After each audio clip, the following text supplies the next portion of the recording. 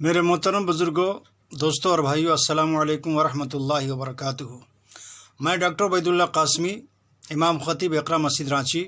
و general secretary مرکزی مجلس علماء جھارکھنڈ، چند اہم اور بنیادی باتوں کی طرف آپ کی توجہ مبذول کرانا چاہتا ہوں۔ پہلی بات تو یہ ہے کہ کرونا وائرس ایک خطرناک وبا اور عالمی بیماری ہے جس کا کوئی سرحد، کوئی مذہب، کوئی ذات اور کوئی جماعت نہیں ہے، لیکن فرقہ پرستوں نے گودی میڈیا کے سہارے نفرت کی سیاست کو زندہ اور باقی رکھنے کی غرض سے کرونا وائرس کو بھی مسلمان بنا دیا اور تبلیغی جماعت سے جوڑ دیا۔ ہمارے کچھ سیاسی رہنما بھی یہی راگ الاپ رہے ہیں جس کی جتنی بھی مذمت کی جائے کم ہے۔ دوسری بات یہ ہے کہ کرونا وائرس سے بچنے اور بچانے کی خاطر لاک ڈاؤن اور سماجی دوری بنائے رکھنے پر ہم سب کو مکمل عمل کرنا چاہیے اور مسلمان اس پر عمل بھی کر رہے ہیں۔ ہم مسلمانوں نے شریعت کی رہنمائی میں اور علماء و مفتیان کرام کے فتاوی کی روشنی میں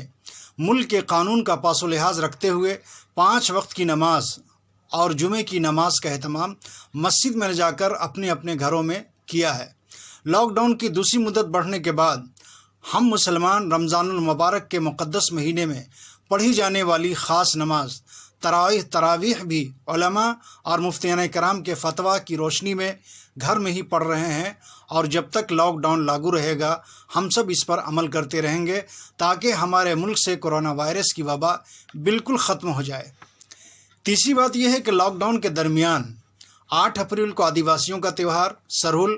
مسلمانوں کی شب برت، 13 اپریل کو ہندوؤں کی رام نومی اور 11 اپریل کو عیسائیوں کا تہوار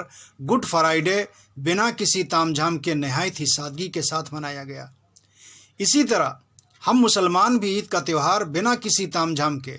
پرانے کپڑوں میں ہی نہایت ہی سادگی کے ساتھ منائیں گے انشاءاللہ تعالی۔ دکانیں اور بازار کھلنے کے باوجود ہم مسلمان کرونا وائرس سے بچنے اور بچانے کی خاطر ہرگز بازاروں کا رخ نہیں کریں گے، لاک ڈاؤن پر پوری پابندی سے عمل کریں گے اور ہر حال میں بھیڑ بھاڑ سے بچتے ہوئے سماجی دوری بنائے رکھیں گے، اور گودی میڈیا کو کرونا وائرس پھیلانے کے الزام مسلمانوں پر لگانے کا موقع ہرگز نہیں دیں گے انشاءاللہ تعالی۔ چوتھی اور سب سے اہم بات یہ ہے کہ ہم سب کے نبی حضرت محمد صلی اللہ علیہ وسلم نے مسجد کو سب سے افضل ترین اور بازار کو سب سے بدترین جگہ قرار دیا ہے۔ اس اعتبار سے جب ہم مسلمانوں نے کرونا وائرس سے بچنے اور بچانے کی خاطر لاک ڈاؤن پر عمل کرتے ہوئے شریعت کی روشنی میں علماء کی ہدایت پر 5 وقت کی نماز، جمعے کی نماز اور تراویح افضل ترین جگہ مسجد میں جماعت کے ساتھ نہ پڑھ کر اپنے اپنے گھروں میں ادا کیا ہے، تو عید کی خریداری کے لیے بدترین جگہ